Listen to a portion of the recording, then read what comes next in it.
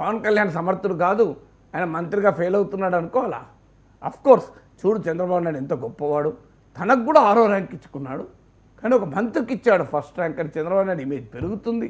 చూడు తన కొడుకు కూడా 8th ర్యాంక్ ఇచ్చాడు, తన కొడుకు కన్నా ఇంకో 6 మంత్రులకు ఎక్కువ ర్యాంక్ ఇచ్చాడు.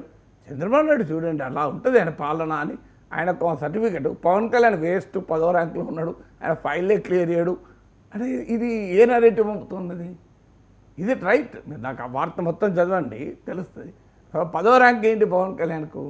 దేంట్లో 10వ ర్యాంకు అంటే మరి ఆ మినిస్ట్రీలో తన ఉప ముఖ్యమంత్రి 10వ ర్యాంకులో ఉండి తానే 6వ ర్యాంకులో ఉంటే అది చంద్రబాబు నాయుడు ఎఫిషియన్సీ మీద రిఫ్లెక్ట్ కాదా?